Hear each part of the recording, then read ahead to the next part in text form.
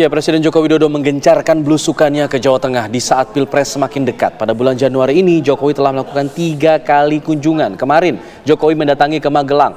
Lalu sepekan sebelumnya meresmikan sejumlah infrastruktur dan memberikan bantuan ke petani di Semarang, Grobogan, dan juga Blora. Ya, adapun pemirsa, di awal Januari ini Jokowi menelusuri wilayah pantai utara yakni Cilacap, Purworejo, Banyumas, dan Purwokerto. Akankah belusukan Presiden Joko Widodo ke Jawa Tengah ini mengancam elektabilitas dari Ganjar Pranowo, atau Jawa Tengah akan menjadi pembuktian bagi Jokowi dan Megawati selaku penguasa politik suara di wilayah itu? Untuk membahasnya telah bergabung bersama kami ada politikus PDI Perjuangan, Arya Bima, Mas Arya Bima, dan juga masih kita tunggu pemirsa untuk bergabung bersama kami. Kemudian juga ada pakar politik yaitu ada Mas Hanta Yuda dan juga ada tenaga ahli utama Kantor Staf Presiden Pak Yohanes Joko. Selamat sore Bapak-Bapak semua. Selamat sore, Mas Alfar, Mbak Tisa, Mas Hanta. Mas Hanta terlebih dahulu. Mas Hanta, dalam bulan Januari ini Pak Jokowi sudah beberapa kali melakukan kunjungan. Nah, apakah kunjungan Pak Jokowi ini akan mampu untuk meningkatkan tingkat keterpilihan dari Prabowo dan juga Gibran dalam Pilpres ini? Bisa, Jateng ini memang selalu strategis dan menarik ya dibahas dalam setiap kontestasi elektoral karena 2 hal. Satu, karena Jateng adalah lumbung politik elektoral. Dia setelah Jawa Barat, Jawa Timur, Jawa Tengah itu tertinggi pemilihnya, sekitar 14-15%. Yang kedua, ini yang menarik, saya ingin jawab pertanyaan. Di Jawa Tengah itu ada 2 kekuatan raksasa politik yang memiliki kekuatan relatif imbang. Yang kita tahu 2 hal itu, satu, mesin PDI Perjuangan yang sangat kokoh, yang sangat solid, di sana terbukti selalu memenangkan kompetisi, dan di sana ada pengaruh Ibu Megawati yang sangat kuat. Ada pemilih-pemilih militan fanatik PDI Perjuangan. Yang kedua, belakangan 10 tahun terakhir ada kekuatan figur namanya Pak Joko Widodo. Jokowi adalah salah satu entitas politik sangat kuat di Jawa Tengah yang memang berangkat dari sana. Beliau mantan wali kota Solo. Jadi 2 kekuatan ini di 2019 yang lalu berduet menjadi duet maut. Terbukti pada hasil Pilpres 2019 yang lalu itu kenaikan Pilpres Pak Jokowi angkanya hampir 77%, tertinggi dari seluruh provinsi perolehan Jokowi Maruf Amin pada saat itu, karena 2 kekuatan ini bersatu. Nah, hari ini 2 kekuatan ini tercerai-berai, artinya berpisah, boleh dikatakan tanda petik berhadap-hadapan, dari duet maut menjadi duel maut, karena keduanya memiliki kekuatan yang relatif imbang. Nah, karena itu pertarungan di Jawa Tengah itu bukan sekedar pertarungan elektoral atau eleksi, tapi juga pertarungan gengsi. Nah, kalau dalam pertarungan gengsi biasanya semua kekuatan energi jaringan politik pasti dikerahkan untuk memenangkan soal pembuktian, kalau kata Tisa tadi, pembuktian politik siapa yang akan memenangkan Jawa Tengah.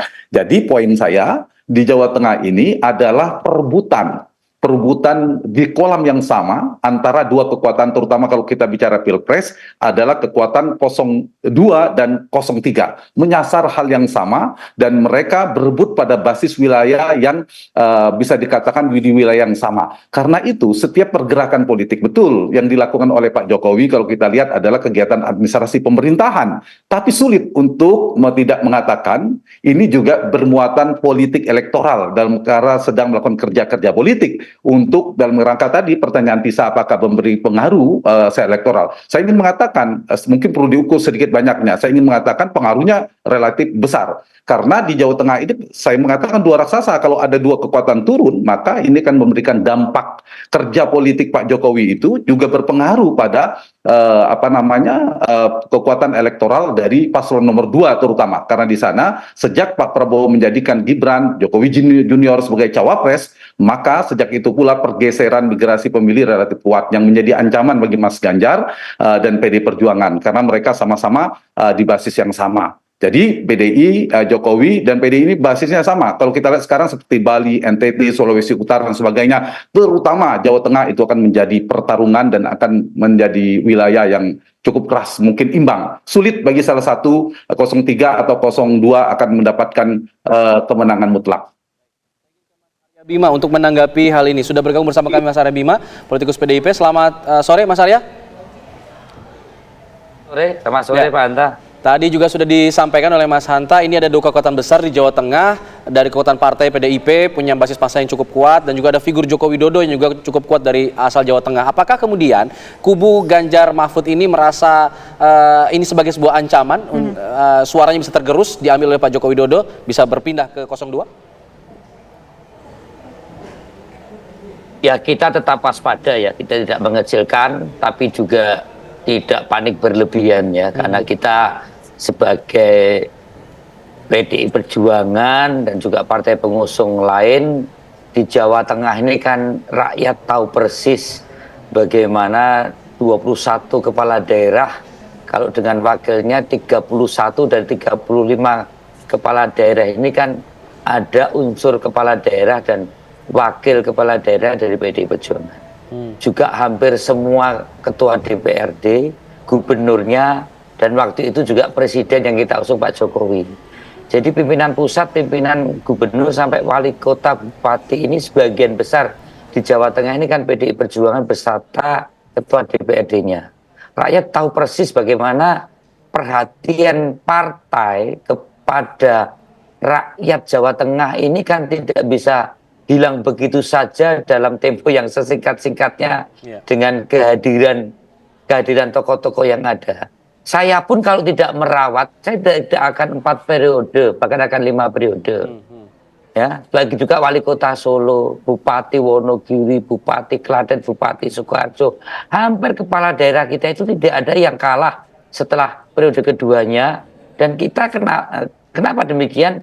Ya karena memang dari rakyat oleh rakyat pada saat mereka nyoblos, untuk rakyatnya kan 5 tahun.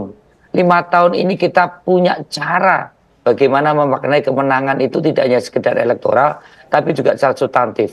Kami percaya bahwa pemilih kita juga irisannya besar dengan Pak Jokowi. Nah, banyak kok yang ngomong kok, Pak Jokowi memang di hati, ya. Tapi Ganjar yang dinanti, bukan digantikan oleh Pak Prabowo atau oleh Mas Gibran wali kota ya. Jadi rakyat Jawa Tengah cukup cerdas.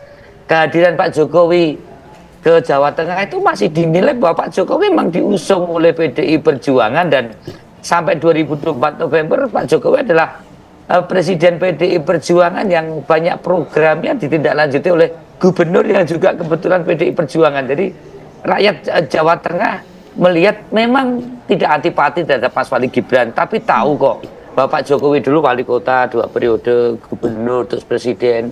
Ada sesuatu lompatan yang dianggap tidak wajar, misalnya Mas Gibran dianggap kurang matang dan kurang dewasa. Bukan anti ya, mungkin 2029. Rasional dan objektif. Ada yang tiba-tiba berubah, mangkel mengapa Pak Jokowi tiba-tiba tidak bersama kami gitu. Jadi ini bervariasi dan kami tetap percaya kehadiran Pak Jokowi ke Jawa Tengah dari berbagai aktivitas, dari sembako, dari pupuk, dari sertifikat, itu tidak akan terlalu mengubah ya besar persepsi masyarakat, karena 10 tahun, apalagi 10 tahun rakyat PDI Perjuangan Jawa Tengah yang mayoritas ini berhadapan langsung dengan gambarnya Pak Prabowo.